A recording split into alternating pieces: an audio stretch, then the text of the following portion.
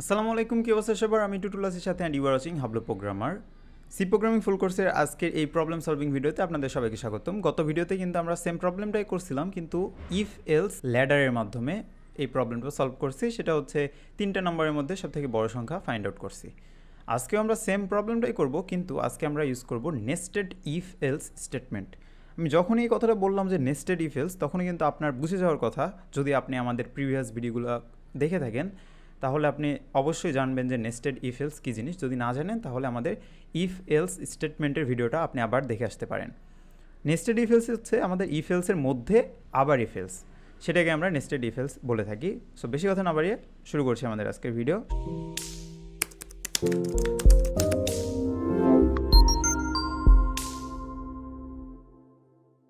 সর্বপ্রথমে code blocks open করব। So code blocks open করে রাখছি, আমাদের আগে থেকেই কোড ছিল, এগুলো ডিলিট করে দিই। শুরু করা যাক। সবার প্রথমে কী লাগবে? আমাদের বেসিক স্ট্রাকচার লাগবে।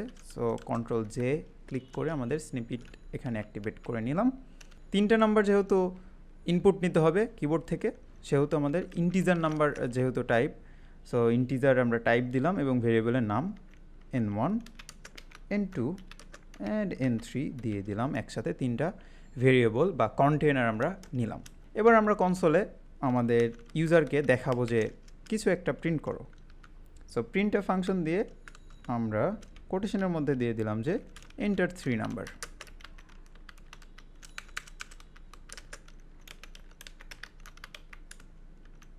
ওকে, সেমিকোলন দিলাম। এবার আমরা স্ক্যান করবো এই 3টা number. So scan F, first ব্র্যাকেটের মধ্যে কোটেশনের মধ্যে আমাদের ফরম্যাট স্পেসিফায়ারগুলো দিয়ে দিতে হবে, %d অ্যান্ড %d। যেহেতু 3টা ইনপুট নিচ্ছি আমরা, 3টা ডেসিমেল ভ্যালু বা ইন্টিজার ভ্যালু ইনপুট নিচ্ছি, %i-ও ইউজ করতে পারতাম। কোথায় কোথায় এটা স্টোর হবে তার অ্যাড্রেসটা আমাদের বলে দিতে হবে। প্রথমটা হবে হলো n1-এ, কমা, পরেরটা হবে হলো n2, যেহেতু অ্যাড্রেস সেহেতু অ্যান্ড দিয়ে ইউজ করতে হবে n2, অ্যান্ড 3 নাম্বারটা হবে হলো n3। সো আগে অ্যান্ড দেবো, n3। কাজ শেষ, সেমিকোলন দিয়ে দিলাম। সো আমাদের ইনপুট নেওয়ার পর্ব শেষ। এবার আমরা ইফ এলস স্টেটমেন্ট স্টার্ট করব। সর্বপ্রথম আমরা লিখবো হচ্ছে if statement. So if statement start করলাম। এবার দেখি আমাদের 3টা নাম্বার, প্রথমে ফার্স্ট নাম্বার এবং সেকেন্ড নাম্বারের মধ্যে কম্পেয়ার করি, দেখি। সো n1 যদি বড় হয় n2 এর থেকে, তাহলে আমরা আমাদের কার্লি বেসিস দেই। যদি n1 n2 এর থেকে বড় হয় তাহলে ইফ ব্লকে ঢুকবে, এবং ঢোকার পর সে আরও একটা কন্ডিশন চেক করবে ইফ ব্লক। আবার এর মধ্যে ইফ স্টেটমেন্ট লিখলাম এবং এখানে এসে বলতেছি যে যদি আমাদের n1 n3 থেকেও বড় হয়। আগেরবার আমরা কি করছিলাম? আগেরবার আমরা দেখছিলাম যে 2টা আমাদের লজিক্যাল অপারেটরের মাধ্যমে, অ্যান্ড অপারেটরের মাধ্যমে 2টা কন্ডিশন লিখছিলাম। বাট এইবার আমরা সবার প্রথমে ইফ যে স্টেটমেন্টটা আছে সেটার ভিতরে কন্ডিশনে আমরা দিচ্ছি n1 যদি n2 এর থেকে বড় হয় তাহলে এই ইফ ব্লকে ঢুকবে। ইফ ব্লকে ঢুকে সে কি পাইছে? সে আরও একটা ইফ ব্লক পাইছে। অ্যান্ড এই ইফ ব্লকে বলতেছে যে যখন তুমি 8 নাম্বার লাইন থেকে 9 নাম্বার লাইনে আসছো, 8 নাম্বার লাইনে আমাদের কি নিয়ে আসছে? সে n1 বড় নিয়ে আসছে। 9 নাম্বার লাইনে এসে সে আবার চেক করতেছে যে এই আমার n1টা n3 থেকে বড় নাকি। যদি n1 n3 থেকে বড় হয় তাহলে সে পরের ব্লকে, মানে এই সেকেন্ড যে ইফ ব্লকটা আছে সেই ব্লকে ঢুকে কি প্রিন্ট করবে? প্রিন্টে ফাংশনের ভিতর ফার্স্ট ব্র্যাকেটের মধ্যে আমরা কোটেশনের ভিতর বলে দিই যে %d ইজ লার্জেস্ট। এখন আমার কথা হচ্ছে এই %dটা কোনটা বলেন তো? আপনার কিন্তু জানার কথা। এই যে এইখানে 8 নাম্বার লাইনে আমাদের নাম্বার 1 বড় হয়ে আসছে, 9 নাম্বার লাইনেও যদি আমার নাম্বার 1 বড় থাকে, যদি ট্রু হয় তাহলে এই ইফ ব্লকে ঢুকবে এবং এসে বলবে যে হ্যাঁ আমার নাম্বার 1টাই বড়। সো n1 লিখে দিলাম অ্যান্ড সেমিকোলন দিয়ে দিলাম।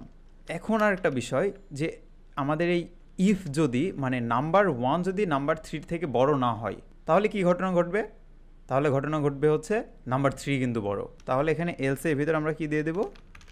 এলসের ভিতর বলে দেব যে আমার নাম্বার 3 হচ্ছে বড়। সো এতটুকু কপি করে নিচে বসাই দিলাম অ্যান্ড এখানে বলে দিলাম যে নাম্বার 3। এবার আমরা কোডটা 8 নাম্বার লাইন থেকে 15 নাম্বার লাইন দেখি। 8 নাম্বার লাইনে একটা ইফ কন্ডিশন পাইছি। এই কন্ডিশনে কি দেখতেছি? নাম্বার 1 যদি নাম্বার 2 এর থেকে বড় হয় তাহলে ইফের মধ্যে এর মধ্যে ঢুকবা। সাপোজ আমাদের নাম্বার 1টা নাম্বার 2 এর থেকে বড়। এবং সে এসে আরও একটা ইফ ব্লক পাইছে যেখানে কন্ডিশন দেওয়া হচ্ছে নাম্বার 1 যদি নাম্বার 3 থেকে বড় হয়, নাম্বার 1 যদি নাম্বার 3 থেকে বড় হয় তাহলে কি করবে, নাম্বার 1 প্রিন্ট করবে, নাম্বার 1 বড় সেটা প্রিন্ট করবে। যদি আমাদের এই ইফ ব্লকটা না কাজ করে, এই কন্ডিশন যদি না কাজ করে, যদি মিথ্যা হয়, মিথ্যা মানে কি বোঝায়, এইটা মিথ্যা হওয়া, নাম্বার 1 যদি নাম্বার 3 থেকে বড় না হয়, এটা যদি মিথ্যা হয় তাহলে কি সত্য হবে, সত্য হবে হলো নাম্বার 3 নাম্বার 1-এর থেকে বড়।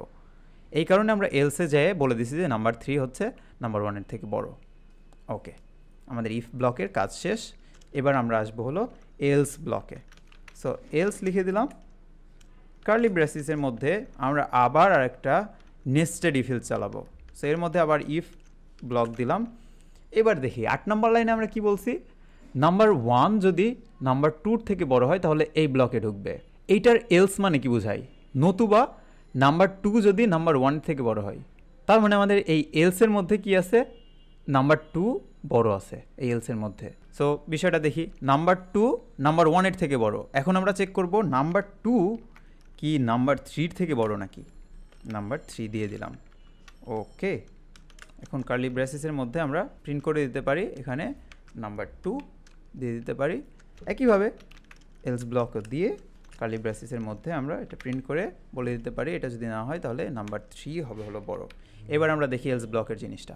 ওপরের মেইন ইফটা যদি ট্রু না হয়, মেইন ইফের মধ্যে ছিল হলো নাম্বার 1 নাম্বার 2-এর থেকে বড়, যদি এটা ট্রু না হয় তার মানে বোঝাচ্ছে নাম্বার 2 নাম্বার 1-এর থেকে বড়, তখন সে এলসে আসবে।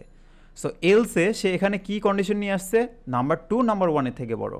যেহেতু একটার সাথে আমরা কম্পেয়ার করে ফেলছি, এখন এর মধ্যে ইফের ভিতরে আমাদের আরও একটা নাম্বারের সাথে কম্পেয়ার করতে হবে। নাম্বারটা কি, নাম্বারটা হচ্ছে নাম্বার 3। এই যে নাম্বার 2 নাম্বার 3 থেকে বড়, এটা কম্পেয়ার করলাম। যদি এই ব্লকটা ট্রু হয় তাহলে আমরা কি প্রিন্ট করব, নাম্বার 2 বড়। আর যদি এই ব্লকটা ট্রু না হয় তার মানে বোঝাচ্ছে আমাদের নাম্বার 3 নাম্বার 2-এর থেকে বড়। এই যে এলসের মধ্যে আমরা নাম্বার 3 প্রিন্ট করে দিছি, তার মানে বোঝাচ্ছে এই এলসের মধ্যে নাম্বার 3 বড়। আমাদের কোড কিন্তু লেখা শেষ। এখন আমরা বিল্ড অ্যান্ড রান দিয়ে দেখি। সো 3টা নাম্বার আমরা দিয়ে দিই,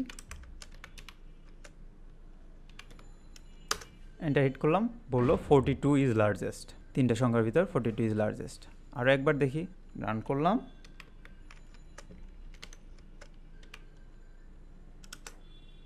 87 ইজ লার্জেস্ট। আশা করি আপনারা বুঝতে পারছেন এই কোডটা একদম ইজি একটা প্রবলেম ছিল।